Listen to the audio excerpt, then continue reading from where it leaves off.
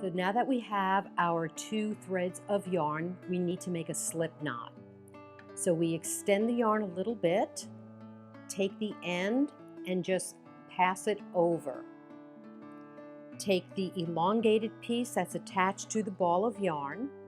We're going to lift the loop and just place the yarn through the hole and grab onto it.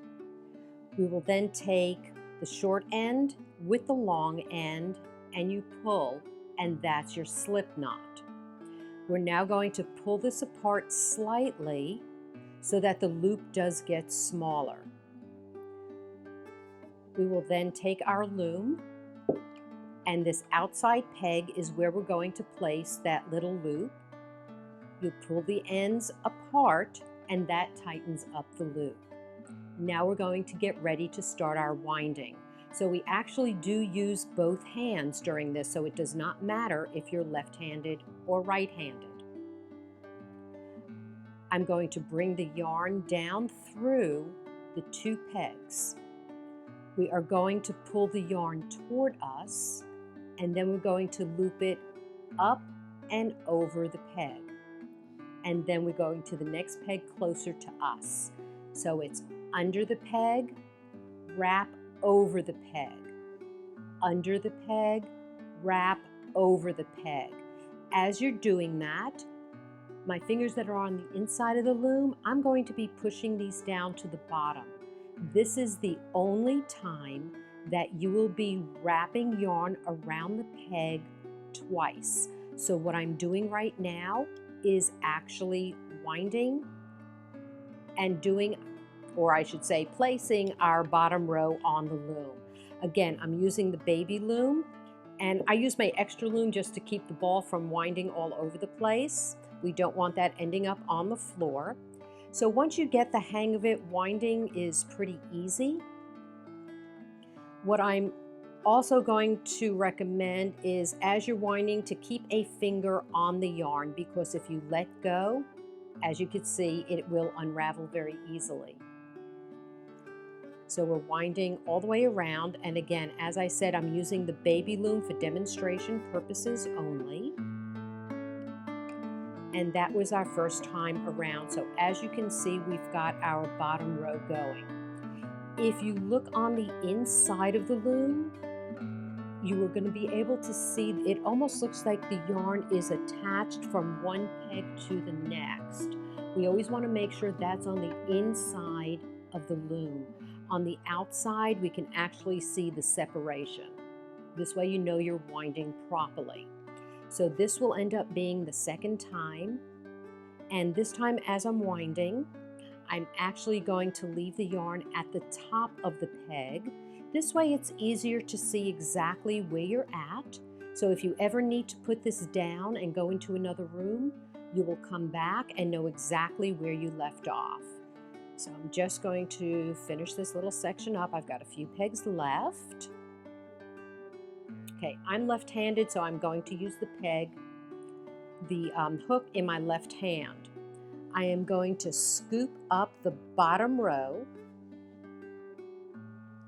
and I'm just going to lift it up and over the peg.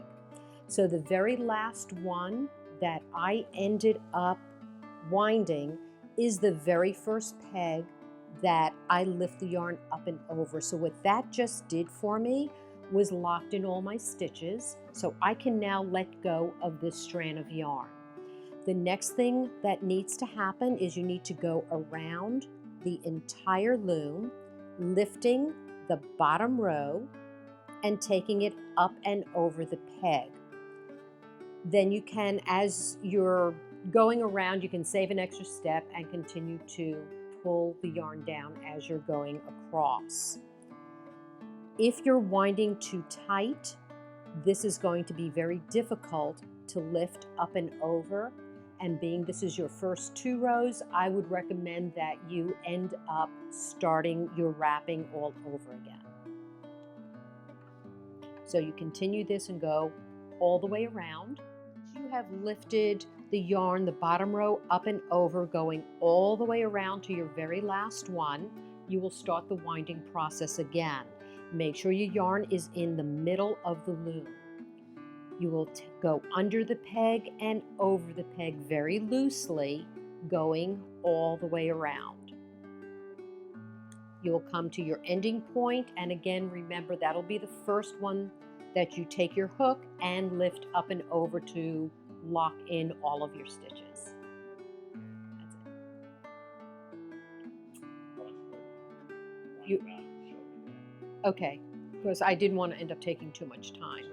So as we are finishing up, I am just taking the hook and lifting it the bottom 2 rows up and over. If you take a close look at your loom, there is an indentation on every peg. So you can use that hook to guide and scoop up the bottom 2 to lift up and over.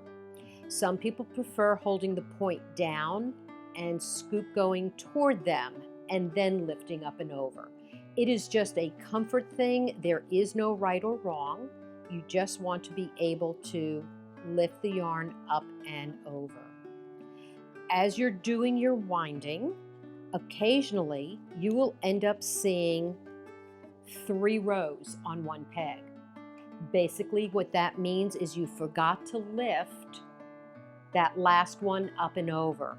So take the middle one first and lift up and over, and then take your bottom one and lift up and over. Yarn is very forgiving, and when the hat is complete, you will never know the difference. You won't be able to see it. You're able to hide lots of little mistakes, and that is why I enjoy the loom very much.